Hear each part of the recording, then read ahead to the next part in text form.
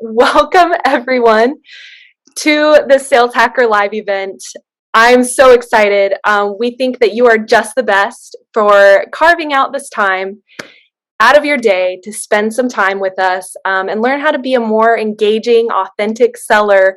So you're in the right place. Thank you to everyone who is joining.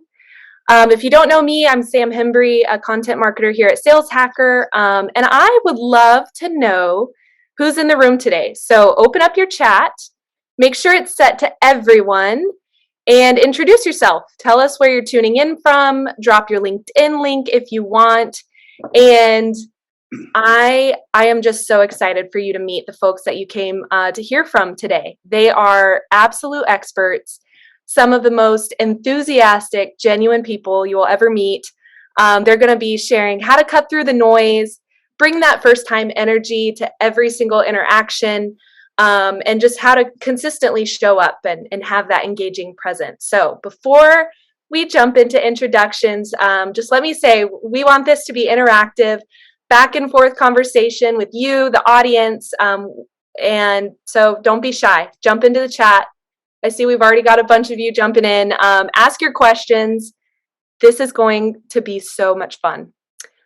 So without further ado, Tara, I would love to hear from you first. Would you please introduce yourself? Tell us a little bit about yourself, maybe include your Superwoman backstory on how you got where you are today. All right. Well, hey, everybody. I'm so excited to be here. And even more so, I'm really excited to be alongside everybody who is here.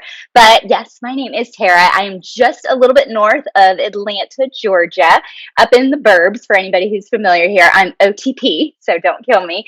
But my backstory, I come from a long, twisty, turny road to get here. And I have a background in everything from marketing. I was an editor and publishing, sports journalist, even a ministry director, all the way to where a lot of people first met me was when I was leading the SDR team at Gravy.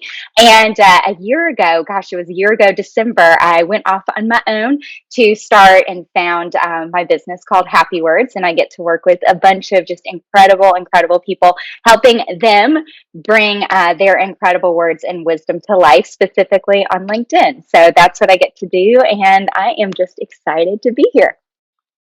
So excited to have you, Tara. Such a cool background. And Marcus, I'll put it to you next. Would you introduce yourself to everyone here?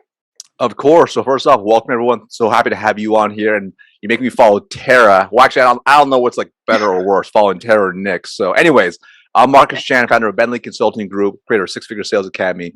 So a little backstory. So I'm here in Portland, Oregon. So I saw Portland, Oregon earlier. So let's go out here in Portland, Oregon.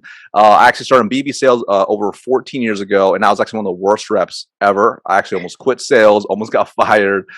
It was really hard, full cycle, and trying to start sales, start in a B2B sales role in the last economic recession was pretty hard. Fortunately, I figured it out. Had some pretty cool success, and I've actually only worked for two major companies. Got promoted 10 times in 10 years, won lots of awards. That was cool. Ran a sales team of over 100 plus employees. That was cool too. And then I started actually a side hustle while doing all of this, and it exploded in growth and actually turned into a full-time hustle in September 2019. So been doing this now, my role now for about, just over 2 years now. Been really fortunate. It's been a lot of fun, in which now I help B2B sales professionals earn an additional $50,000 to $100,000 more every single year. So I love what I do. I'm passionate about it. I'm excited to be here. That's incredible. I'm so excited you're here. Thank you, Marcus. And Nick. Can I just say one thing first? If I was an AE, I'm going to work with Marcus. I'm telling you that. I've had multiple conversations with this man. I'm just seeing. I know someone talking about this. I appreciate you, Rob. Appreciate you, brother. Listen, facts are facts. Nick Capozzi, originally from Montreal, then Toronto, Canada. I live in Phoenix, Arizona, because there's no snow. My background's a little bit different. I was actually a broadcaster, and one day at a party, someone said, "Can you do that on a stage?" I stepped onto a cruise ship in Miami, and I spent like the better part of 2 decades actually in the cruise business, 10 of which I lived on cruise ships. And what we did was pitch from a stage. So I have like over 10,000 hours of pitching to like 500 people at a time. And it was all duty free. And you think liquor, tobacco, Toblerone bars, it was actually Swiss watches and jewelry. So it was a really neat business, and I became a trainer, and then I wound up running the duty-free sales for 8 cruise lines, Disney, Norwegian, a few others. So that's what I did. And then like a year and a half ago, I'm like, hey, cruise lines, not a thing anymore, at least for the moment. And I started posting videos on LinkedIn, and here I am talking about presentation skills. So that's what I do. Amazing. I love that. I'm so excited to learn from all three of you. Thank you so much for being here. And thank you to all over 75 of you who are here already, who are going to listen in. And, this is all about showing up, being engaging. So we don't just want you to be passive listeners. We want your thoughts, your ideas, your questions all throughout the session. So take advantage of being here live. You're going to want to keep your chat open throughout. If you've got a question, go ahead and open up your Q&A, and you can drop any questions you have in the Q&A as we go. So I would love to kick off the chat. Go ahead and share one word that describes how you feel when it's the top of the day, you're about to pick up the phone and make your first cold call, or maybe it's right before you're about to get on that meeting. Share one word in the chat that describes that feeling. And we're in the nest. We're in the trust tree here. So be real. Be real here. All right. See, there we go. I love it. I like that, Adam. I like that. Excited. I like that. Ooh. Nervous focus. I like it. Real electric. Ooh. Electric. Colin. These are some Colin good needs to be on this panel. These are some. Someone's got the source out. These are some good words here. I know. Hey. All right, there you go. The source. I love this. Anticipatory. That's awesome. I like that. So seeing some of these that are coming through, some of, let's say, like this nervous energy, or some have said anxious, but then we've got like some really exciting, energized, prepared. For some of these, like the nervousness and stuff, how do you combat some of those feelings walking into this, or even like how do you channel that nervous energy as you think about showing up and bringing yourself into a meeting? Let's start with you, Nick. So one thing I always try and do is get a dopamine drip going first thing in the morning, because every time you achieve something, right, you're just going to want to go to the next task. And that's something for me when I worked on cruise ships. I was almost institutionalized. I had to be a certain place at a certain time. Now I have a lot more flexibility. So the one thing I always try and do, and it's going to seem like a small thing, but if you're not in the habit of making your bed, when you make your bed, it takes you 35, 40 seconds. I don't know how many pillows you have, but assuming you don't have a lot of pillows, we're talking seconds, but you get that first hit of dopamine. And then what's the next thing you can do? Because what happens to your brain is if the first thing you do is get on your phone, that becomes the dopamine that you start chasing for the day.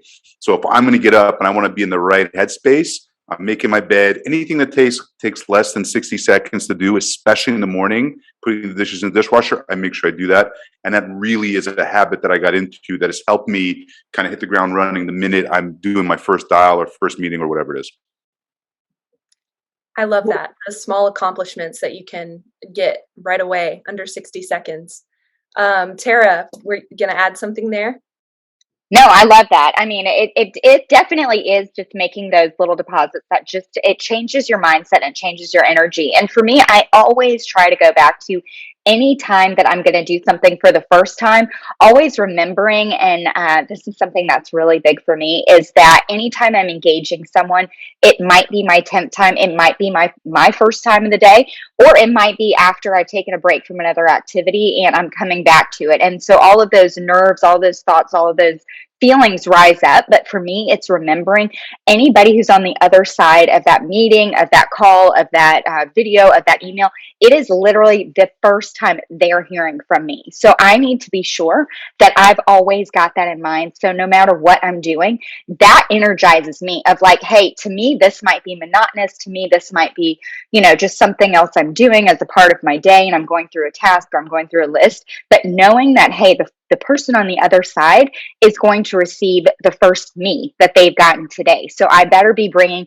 my first time energy, my first time passion, my first time excitement, because they don't care what the rest of my day looks like. They don't care if they're on a list of 100, they better not feel that way. So those are the kind of reminders that I give myself, that I need to show up exactly as I would want somebody to show up for me, knowing that it's my first time. Because we've all been on the other side of somebody that's like, okay, this is your 10th one in a row, where you're just kind of repeating things and going. And at the same time, I'm like, that doesn't make me feel special. So just getting in the mindset, and then I do little tricks like listening to music, really thinking about the who, really thinking about what I'm trying to accomplish instead of just trying to going through the things, and it just starts to feel robotic and rote. So remembering that it might be your 10th time, but it's their first time always. I love that. Doesn't matter if it's back to back, they're getting you for the first time. That's awesome. And I love how you brought up establishing that mindset right away. And so, and Marcus, I want to hear from you, but to kind of shift on how you establish that mindset and bring that enthusiasm to every interaction. Like, what are some of those things that you do to get on the right foot even before you jump into that? Marcus, what do you think? Yeah, absolutely. So I love this conversation because the truth is, once we start making that call, we can't always anticipate what that person's going to say, how they're going to react, what's happening in their life. All we can control is what we personally do. And the truth is, if you want to be a peak performer, it's about how you manage your energy. So when I think about how to show up properly, there's really 4 core buckets that you have to fill every single day. And ideally, if you start filling before you start your day, then your chances of success are going to go up. And the 4 buckets are: number 1, you're emotional; and 2, spiritual; mental; and then physical. And if you can fill those buckets first, and everyone's got different, variation of what they're going to do for each bucket, then you're more likely to show up really, really well. So, for example, I love exactly what Nick said, where he doesn't look at his phone. So when I wake up, I don't look at my phone. Right? I turn the alarm off. I don't look at my phone. I don't read emails. I don't read the news. I don't look at notifications. I go and I immediately, change, and I go work out first. So I'll do a 30-minute workout to the physical part. So I feel really good. And I'm going to listen to something that's going to feed my mind. So I don't listen to the news. I actually don't even listen to music. I listen to something that's going to inspire me and make me better, that feeds my growth and starts stimulating the brain nerves early on before I do anything else, right? And then I have some other crazy things I do, affirmations, etc. I'm kind of crazy and write my goals out, whatever. But I'm filling my mental, emotional, spiritual buckets first before I make my first call. So once I'm ready to make that first call, I'm already feeling really good. I'm energized, right? And then, of course, you add some things that are really going to help, like, being well prepared with a really, really good list, right? Make sure it's the right ICP, making sure you know your frameworks inside and out.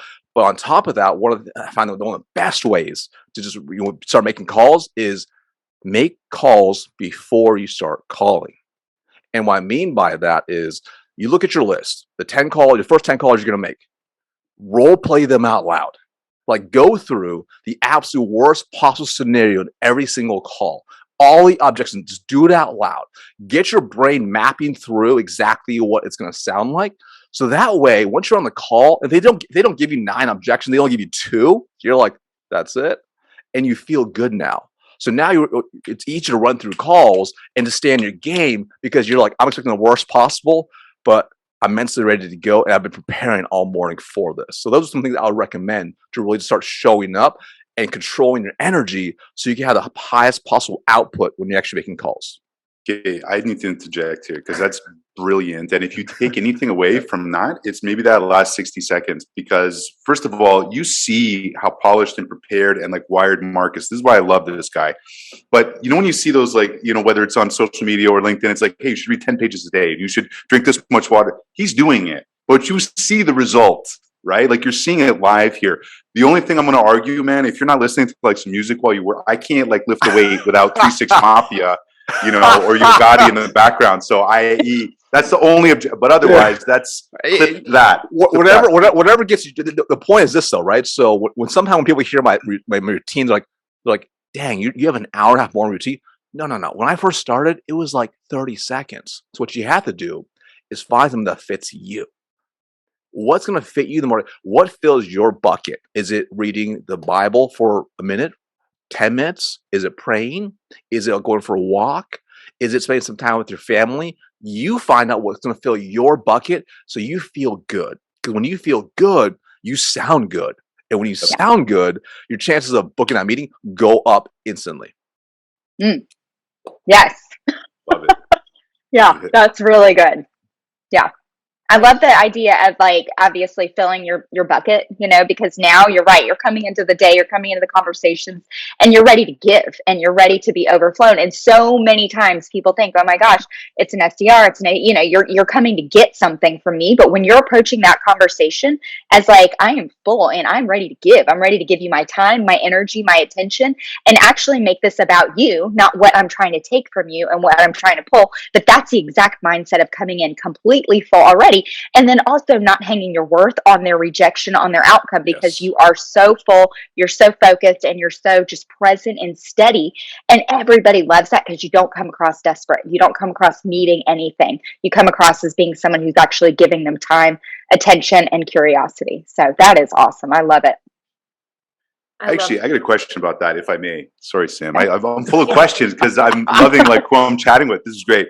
So, you mentioned rejection and outcome, Tara, specifically, and I want to shout out my buddy Mark Lewis Jones, who I've known for like 20 years from cruise ships. Mark and I go way back. He's actually here right now. I saw that. So, what we had on cruise ships was like our quota was every week, because every week we had a new group of passengers. So if you had a bad week, everything was kind of based on that week. So I'll get in, the rhythm now of making calls and stuff. And sometimes if I take a left hook to the jaw, you know what? I do have to recalibrate, but it's not my best skill. So Tara, how do you specifically handle that? Ooh. So this is where I honestly have to get out, and I have to get out of my brain. And I am such a verbal processor. So anytime that I am just feeling like, oh my God, I got rejected, I literally have to talk it out. I have to write it out. I have to just start doing something else. Like I'm not one of those people that, I'm emotional, which is part of my, it's just part of my MO. But I don't like necessarily just, okay, that's it, and be detached, completely, because I can't detach very well. So that's when I have to go back, honestly, to one thing that you talked about is potentially switch an activity to something I can succeed in. So for me, that might be, okay, let me go revisit that email that, I had a great response of, or maybe I need to read something, or maybe I had to do something. I'm a lot better at this now than I used to be. But when I first started as an SDR, when I first started getting rejected, it's so easy to say, you know what, they're rejecting me as a person. They're rejecting the words that I use and the choices. But now it's so much when I go into those as in, hey, I'm trying to give you something. You don't need what I'm trying to give you or what I'm trying to help you with. That's okay. That has nothing to do with who I am or how I present it. But the other thing is that I think all of us know when we didn't give it our all. And so this is kind of like the mom in me. I'm a parent to some athletic children, boys. And so getting in their mindset and seeing how honestly they bounce back of like, you know what, my team lost. That sucks, but I did the best I could. And so I actually feel really good about it. So if I know, hey, I did everything that I could in that moment, they rejected for some other reason. Those are those kind of verbal cues that I walk myself through. Like, be honest, was that my best presentation? Was that my best video? Was that my best email? Was that my best try? Was that my best proposal? Was that my best conversation? And be honest about it. If it was, great. That's all I can do. If it wasn't, then I need to do some reevaluating and just get back to the drawing board. So I want to add two things. I want to add to this as well because, so short story. Sorry, Sam, we're completely taking control of this webinar now. So, anyways, Go ahead. So when I first got started in sales, I mentioned I was absolute worst. Like I remember getting on the phones, I would sit with my headset on and make 80 to 100 calls back to back and get my face punched in and book 0 appointments. And I'm second guessing myself. I'm wondering why I go to sales. I'm like, why didn't I listen to my parents? Why didn't I become an accountant or a doctor or a lawyer or engineer? What's wrong with me? What's wrong with everyone else? Oh my God, what am I doing? And I realized that wasn't effective. And I applied two really simple things that really transition my game, help me reframe how I thought. Because what ends up happening is your brain will fool you. You will fool yourself into thinking you suck when you don't suck at all. You just don't have the facts, right? And once you have the facts, you can change the stats. So one of the things I started doing, and I took it back from when I used to be a competitive swimmer, one thing that I did was, when I was a competitive swimmer at practice, we didn't swim back and forth for 2 hours at a time. We had starts and stops. And I'll look forward to the stops because we could recalibrate. So I apply that to cold calling. So instead of sitting for 8 hours, I would say I'm gonna do a 30-minute block. I'm gonna hit it hard. So even when absolutely garbage, I knew I had a 10 or 15-minute break at the end of the 30. If I could just make it to that stop point, then I could recalibrate and then take a break and not think about it. Right. So that was the first thing I did. I started having starts and stops in blocks. And it sounds so simple, but it was highly effective. Right. I literally had a timer for myself as well. So once the timer stopped, like I'm wrapping the call, I'm excited. Right. I take a walk, I move around. That was the first thing. The second thing I did to retrain and brainwash myself into making sure I look at things properly was I had a win and opportunity journal. Really simple. All it really was like literally a notebook paper. I drew a line down the middle, vertical line down the middle, win and opportunity. And I'll reflect back to that 30-minute block, right? I'll say, what's one win I can recognize? Did I follow my frameworks? Did I keep going? Did I try get at least a couple different no's? Did I book some meetings? Whatever it was, I put at least one win down. And then next to it, what's one opportunity? What's one thing I can do better? Not 10 things, not 5 things, not 20. What's one thing I can work on to take into my next block of 30 minutes? Maybe I could, control my frame more. Maybe I could stand up and sound more confident. Maybe I can control my pace, my inflection, my tonality, whatever it was. One thing, I read it down. And when I start the next 30-minute block, I'll do my best to apply it for a 30-minute block. So I would reframe my mind different ways because ultimately, sales really, the truth is the hardest territory to manage is right between your ears. If you know how to manage what's between your ears, then you can improve your results drastically. But it's doing these small, simple tactics that actually will change the game for you. So that's what I would do, Nick. Okay, I'm just gonna. Sorry, hold on. Hey, I quit. Yeah, I'm gonna become an AE and I'm gonna go work with Marcus. Okay. Do it. I work for myself. Sorry. Yeah. But you know what? The hardest sales territory is between your ears. Is that exactly how you said it, Marcus? That's exactly it. The hardest territory to manage is right between your ears. That just became a TikTok video, bro. Dude, you manage the territory, your life becomes insane. I promise you. Wow. That's self-leadership. Lead yourself first and everything else. I mean, it falls into place and it's wild because we always think about, I'm going to lead someone else. I'm going to do this. That's going to be external, but Marcus nailed it that it truly is the self. And that's what I feel like we keep coming back to before anything else. Like we're not even digging into really tactics yet, but this is all the framework. This is everything because when you talk about your presence, your energy, your passion, and how you show up for others, it starts with showing up for yourself. And we've kind of done that naturally, which is really cool. One of the greatest things that we can really do is become massively self-aware.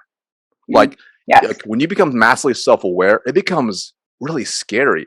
In fact, it may be like pleasantly horrifying. It's like when you first listen to your own cold call, you're like, oh my God, I sound like what? Like who? That sounds terrible. But now you have truth.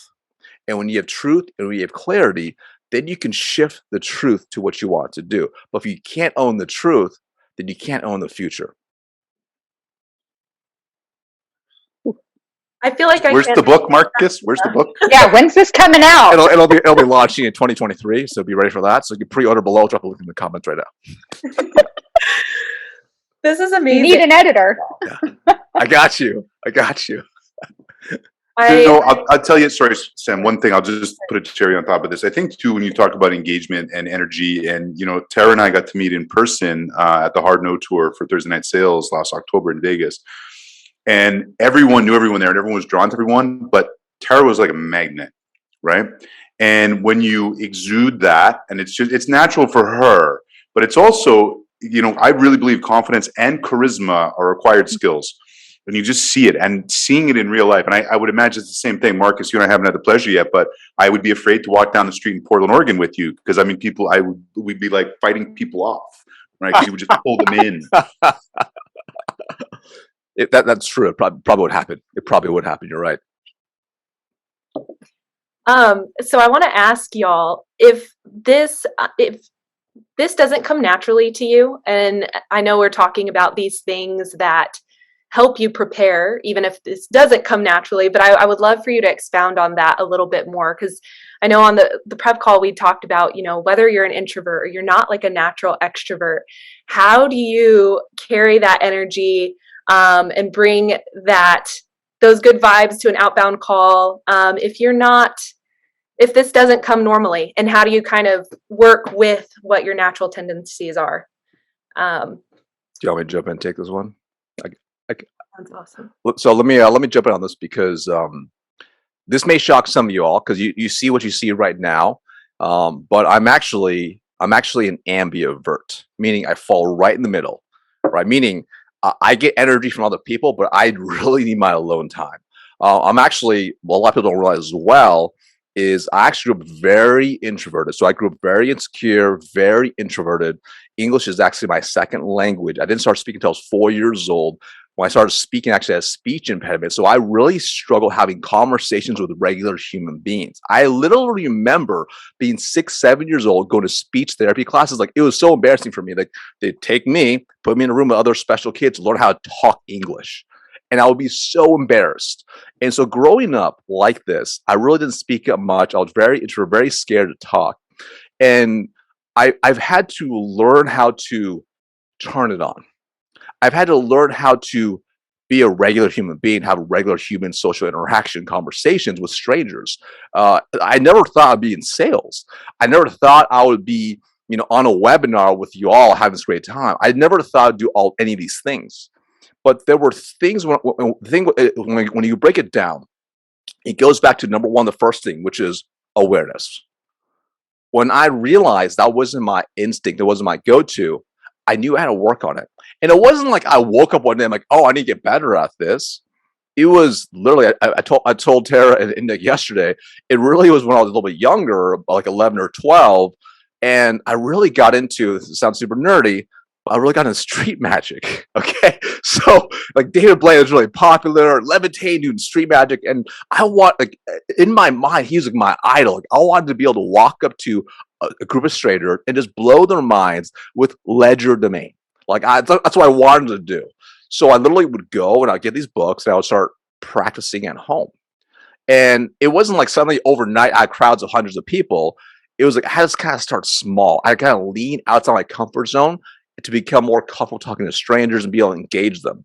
And if you watch magic, a lot of the times it's really about be able to tell a story and bring someone along on a journey and capture their attention. So I started with some friends, like in my comfort zone, practicing. Right. But before that, no joke, I literally, to make sure I was really good when I was for my friends, I would practice literally hundreds and hundreds, not thousands of times, the same trick over and over and over. In front of the mirror, I would record with my dad's JVC camera over and over and over, that repetition. And then I'll do it for my friends. And then over time, as I got more comfortable, I started building crowds of people. It got to the point where literally I had dozens of kids surrounding me, this introverted kid showing them magic. And over time, the more I practiced, the better I got. So I share that with you because, if you struggle, if you're naturally more introverted, and that's okay. If you naturally are an ambivert, that's okay. If you struggle to make conversations with other people, that's okay. Just be fully aware of it and take incremental steps to get a little bit better. And the more you practice, the easier it becomes. And what you want to look for and understand are frameworks. When you have frameworks to follow, it gets a little bit easier. So to get really tactical here, let's just say on a discovery call, a lot of times people struggle saying, what question should I ask next? I'm not sure. I want to have like a list of questions, but now it's an interrogation. They don't like you. So you want to incorporate frameworks like a 3-line framework, which is really simple, which is tell me more. They tell you something, whatever they say, great, tell me more. That's a framework. You can rinse and repeat that, right? So you find your own way with frameworks that actually will help you be the best version of you. And ultimately, when you are authentic and real in the conversation, they're going to like you more, whether you are an introvert, ambivert, extrovert, it does not matter. Love that. It's funny too. I'm an omnivert. Like, I'm either on or off. And just to kind of the original question, Sam, the way that I approach it is I try and do the tasks I have to do that day, depending on if I can rearrange them on my mood.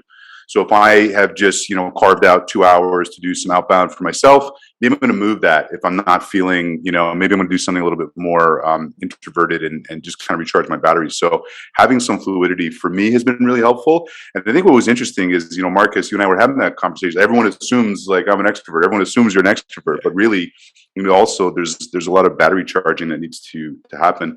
But one of the things that I wanted to mention, and it kind of ties into one of the questions that Brandon mentioned here about, do you put more value in talk track, pain points, or tone, voice, and energy? And, and this goes to, I think, if you're an introvert or this doesn't come naturally to you, or you don't feel you are carried, everyone has some charisma in them. It's just how you develop that skill. And one of the things, when we were on cruise ships, we were selling like high-end jewelry brands like Cartier and Chopard. How do I teach like a 6'3", 250-pound hockey player from Canada how to like present that? And what I used to get these guys to do, right? Because now we're not talking about it's a beautiful red ruby. It's a luscious raspberry red, right? How do you do that? And what we would do is we would put them in front of a mirror. I would put them in front of a mirror. So the best advice I can give you, so two things. One, you want to record your conversations in some way, shape, or form. Even if it's with a phone and you're not, you want to be able to look back. I never rely on anyone to watch my own tape. I never rely on training from people above me. I want to make sure that I'm watching my own tape. And it's very uncomfortable the first 2-3 times, but then it gets a lot easier. So talk about something. So Marcus, you could talk about magic, for example. Get in front of a mirror and talk for 15 minutes about that. And, wear something you're comfortable with, put some makeup on, however you're going to feel best in that light. And then watch your facial features, watch how you move, because all these things are things that we associate with charisma and extroverted people, but all it is awareness, right? So if you put that time in and you record yourself and you watch yourself and you're aware of what you're doing, to me, that's one of the first things I always mention to people. So. I love this. It's all about, I'm hearing, and awareness, being really in tune with yourself, creating these frameworks, and like practicing. This is awesome. Tara, do you have anything to add in terms of when this isn't natural for you? So I am an extrovert through and through. There is very little of me that is not extroverted, but I think like everybody, I need time to recharge. I love being alone. I love getting stuff done. But that's not as much my extroversion as like my achiever, like get stuff done mentality. And I can't do that if people are around because I just want to talk to them. But that said, I think like everybody, I think an extrovert or people who like me, we've got a different set of problems. And that can be so many things, from just getting overexcited to, happy ears to all kinds of things that just lend itself to kind of going overboard and overbearing instead of sticking to a process, instead of realizing, hey, we're here to actually achieve something, not just make friends. So I think when it comes to that, reminding myself of, I do want to build rapport. I do want to have charisma, but I also know I need to know when to dial it back. I need to know when to have a slower tone, to not overexcite people that I'm talking to, or get too much ahead of the game. So it's interesting how a lot of times you'll have certain challenges if this is something you've got to manufacture, but then there are also going to be people who naturally have it, who need to have that awareness, like Marcus and Nick were saying, to tone it down some, to bring it back, to remember to ask the questions, to slow things down, and to take pause. So awareness is key. Just to add to that as well, who you're speaking to really matters too. So depending on the personality type of your prospect, maybe they're more amiable, maybe they're more of a director style, maybe they're very analytical. Finding a way to balance is so key. Like, because the words you use, how you use it, the pace you speak. Like, I get very excited. I start talking really fast.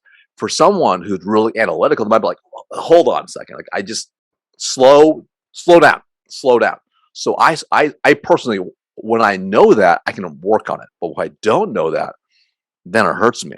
So that's why, again, awareness is one of the most powerful things you can do. And the best way to get awareness is recordings. Listen to those recordings. Record yourself.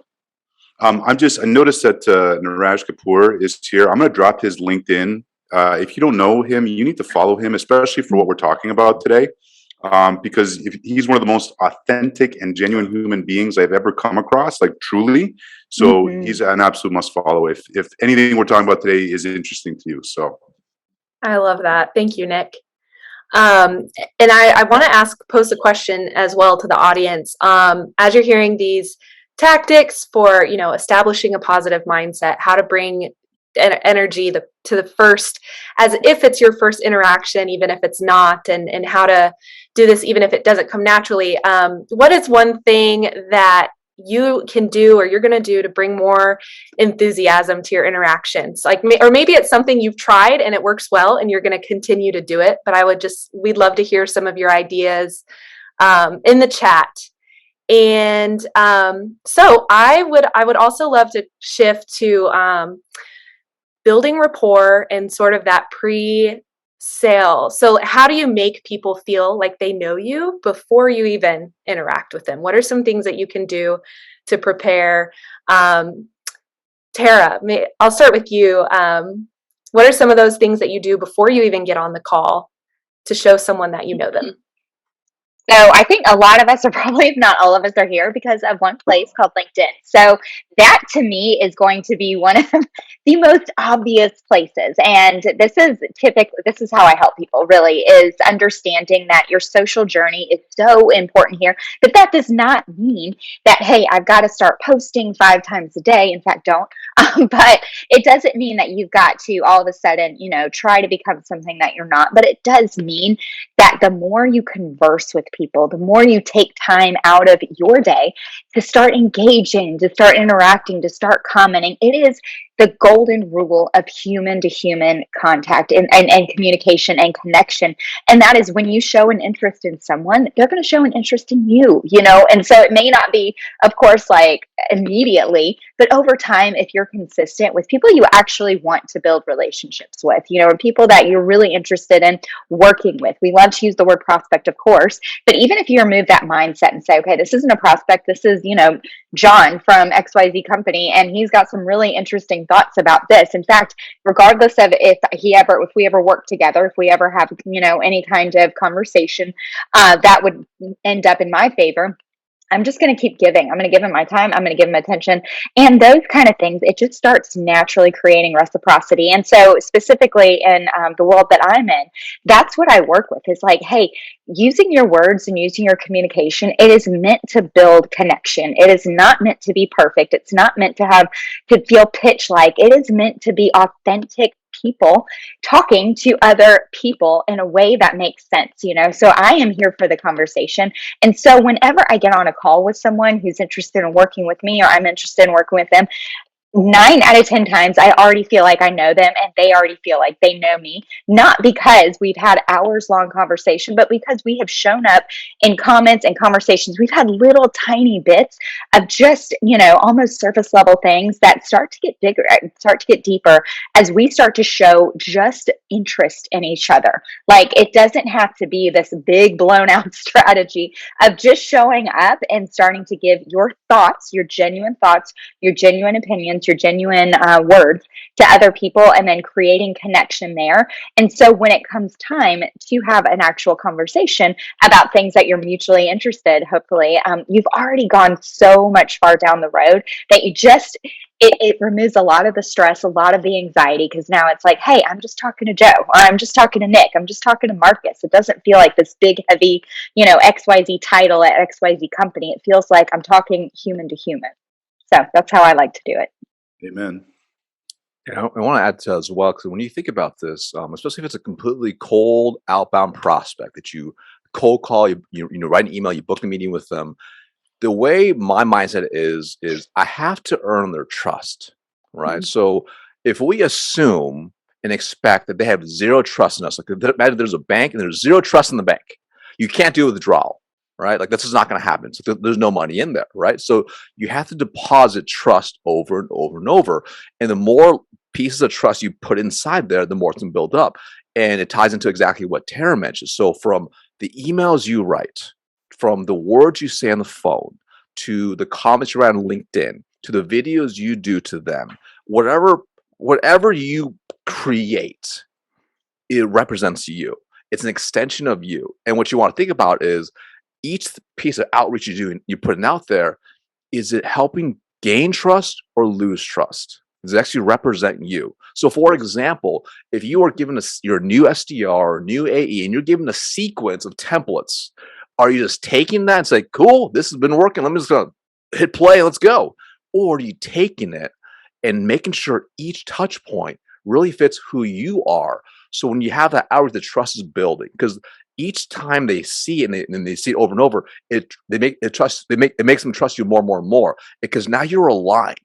So for example here, like we have a pretty high show up rate for our business, about 90% plus show up rate for cold process to meeting, because everything we do leading up to that point is designed to increase trust.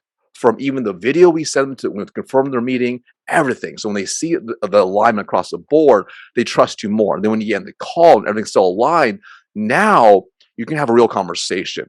So just think about how much trust can I add and how can I use every single touch point, from social selling, email, cold outreach, text, whatever methods you use, it's still an extension of building trust. Yeah, that's fantastic. I want to add on to what both of you said. So first, Tara, when you were talking about LinkedIn and content creation, one of the things that people always kind of ping me about is, hey, Nick, like I want to start creating content. How do I do that? Here's the two key things. Just remember these two things. Well, three things. You can create content or you can curate content. Okay, I'm going to come back to that in a second. But you only need to be one rung higher on the ladder than someone else to bring value. You don't have to be a subject matter expert. You just need to be ahead of one person. Second thing is, this is the easiest way to create content. You can talk, there's something you know about, right? I love to cook. I can talk about food and cooking for hours.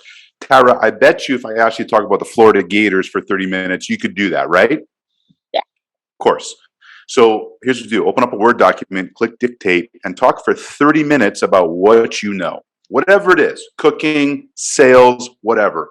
Go through that, print it off with a highlighter. You're going to have 20 to 40 distinct thoughts, of which you're going to get 2 or 3 spin-offs of all those, and you have 3 or 4 months of content from talking into a dictated Word document for 30 minutes. Holding back on doing content is just an imposter syndrome for most people that I talk to. So those are the best piece of advice I can give. In terms of where Marcus was going and building trust and drops in the bucket, people buy from people that they know, like, and trust, right? We've always heard that, but people who like them. And one thing I realized when I was on cruise ships, right? If there's like 12 revenue departments, no one's thinking duty free on day one, right? What they're thinking, I want to go to the spa, I want to go to Zito, right? So me and my team had to get in front of so many people as quickly as possible, and I realized how important that B2C rapport building was. And then how do I bring that now that I'm in this B2B world, right?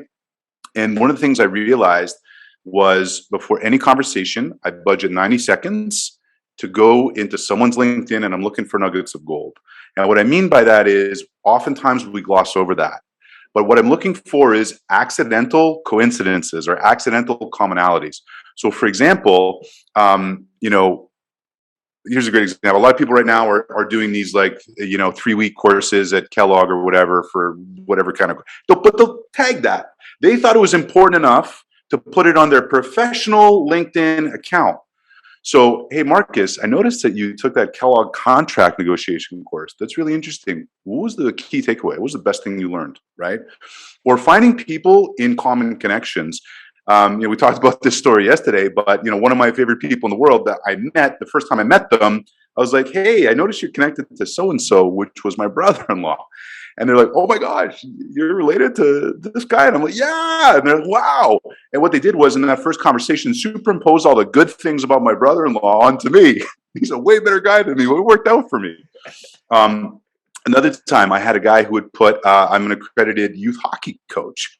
Well, I had an excuse now to talk about, I brought up a hockey thing, right? And the 25 minutes of the 30-minute conversation, we talked about the Hartford Whalers. That's what he wants to talk about. And then 5 minutes was, what are next steps, Nick?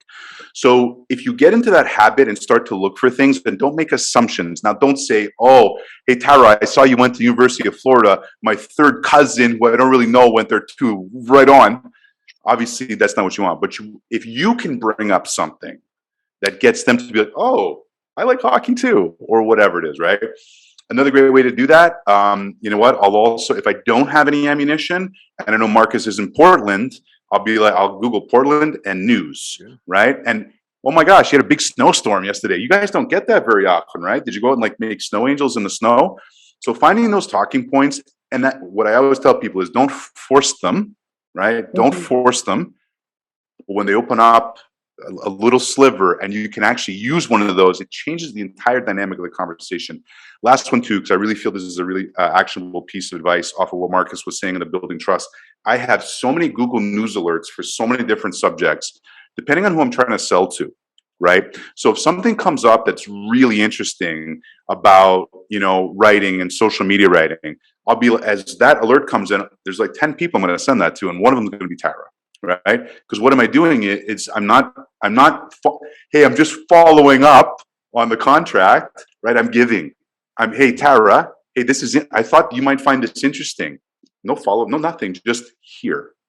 Game changer. Love it. Absolutely love it. And so, right, like I can't even add anything. None of us can. Accidental coincidences. If y'all didn't write those down, accidental coincidences, that right there is absolutely incredible tips. So I know, like I said, I'm sitting here learning right alongside everybody else from these guys. And I'll tell you why I had to do it, because I came from cruise. I didn't know, this was all new to me. I put a video by fluke on LinkedIn. And now I'm asking people for favors. Marcus, can you teach me something about this industry, right? Sam, can you teach me something about this industry? So I'm knocking on everyone's door. Hey, can you do me a favor, right? I'm not trying to pick your brain. Hey, can I pick your brain about something? No. But hey, Marcus, you know what? I just took this new role. Get really descriptive. You're going to ask someone something. I just took this new role and this and this. And, I was talking to a mutual friend of ours and they said this about you. Could we have a quick maybe conversation about that and see where that goes? Rapport building is everything. You build rapport quickly. People buy from people they like. People like people who like them. I love it. And I know like we're getting close to the end of our time. So I want to, if anyone has any questions on any of the things that have been said so far, I'm just pausing for a moment to please share those and we'll answer them before, because this has been absolutely incredible. We do have one question that I want to pose to y'all from Anthony. From personal rapport standpoint, how do you transition to your objective of contacting the person? How do we contact? So can we paint a picture here, Sam? I think I might be tracking. So you're building rapport, you're having a conversation, doing great, and it's like, so the reason I'm calling is that's what I think he's trying to say is how do you transition? I could totally be wrong. Anthony, tell me if I'm wrong. But that's what I'm thinking. It's like, okay, you've had a great rapport. Now how do you get to, all right, this is the meat and potatoes of the conversation. So I'd love to hear what you guys think about that. So I think really simply, you can just address it. Hey, obviously you're super busy, Tara, so let me get right to it. That's it. And just jump right into it. It's a little that simple, right? If it's a cold call, the truth is you're not going to rapport build for like 30 minutes. They're busy, right? Like if they rapport build for 30 minutes, you're probably calling the wrong person, just so you know. All right. So if it's a discovery call, that's where it's so easy to kind of fall into that. It's that trap of that rapport. Suddenly, you talk about things that are not going to really move the deal forward or progress the opportunity. And there's a balancing there. You do have to read the prospect. There's no hard and fast rule, because if they're a personality type that wants to talk for 25 minutes about them and everything else, you got to honor that a little bit, right? Because that's their love language. So whatever their love language is, you got to go with that. But if you're reading them, you're reading their body language, you're reading them, you see they're kind of fidgety on video, you can kind of tell they're just like, they're ready to get rolling, then you want to read that and stop the conversation, or not stop, transition the conversation to say, hey, so obviously I didn't come here to talk about how, you love speedos, Marcus. So the reason that we're sitting down today is because of this. Boom. And you go right into it, right? If you can add levity, it's always funnier, right? So I think it's not really a complex thing. The most important thing is how can you read the situation and transition accordingly based off the prospect. And I think it's just real quick about having the confidence to do it, Yes. right? I think that's where a lot of people, they're afraid to pull the trigger. Sorry, Tara, you were going to talk. No, I was just agreeing that confidence. That's like what caught me too. Is that that's perfectly said. That you've got to get to the meat and potatoes. You got to get to the reason. But they also know that, and so I think just calling it out, as Margaret said too. You didn't just call to randomly talk to a person, or you're not having a meeting. Like everybody knows why you're there. So you're right. I think it's the confidence to say, okay, I'm here saying what I need to say in a way that makes sense. But to Marcus's point too, making sure, like, it is so crucial, because you could be having the best rapport building. You're clicking, you guys know each other, and then if you just like are like, okay, so anyway, and that immediately, it's like saying you're great, but. And it's all in the but. So anytime that you do that, you just negated everything you said before that. So in making sure that you are transitioning well. And so it's an add-on to the conversation. It's not saying, well, I don't care that we just spent 10 minutes talking about this thing that was really interesting to you. Now let's get to me. It's, hey, additionally, this is really cool. Speaking of, so I'm calling and this is really exciting, or, whatever it is that you're talking about, but make sure it's an addition to the conversation and not a detractor of saying, hey, we've been focused on you, so now let's flip it back to me. Again, that is a take, and what you want to do is continue the deposit, but that is confidence. And that is exactly what Nick said. So I was just agreeing. Marcus, how would you handle this? Sometimes I'll say to transition, I'm curious your take. What would you like to accomplish from this call? What would you like to get out of this conversation? That's one of the ways that I do it, but I'd love to hear some, what you think about that, and some better ones that I know you have. You got them. I personally love that, because it's so simple, right? Especially, it depends on really how warm the prospect is as well, right? I think it's a really powerful one. So if you know they already have some pains, and if you want to get right into it might be as simple as, hey, listen, so, first off, again, thanks for your time. And just so we get right into it, just so I have a really good understanding. When you really think about it, what would you say is your number one challenge you're running into right now? Now, obviously, you have to have some context to it, right? Then it's like, oh, okay. And notice how I slowed it down, lowered my tonality, and made it very thoughtful, because I want a thoughtful response back. Right? So there's many different ways, depending on how warm the prospect is and what level, what stage you're in. But the most important piece is, are you reading the prospect and guiding them accordingly? And that takes confidence, and confidence built off repetition and mastery, and doing the things enough times so you know how to read the prospect to keep it going.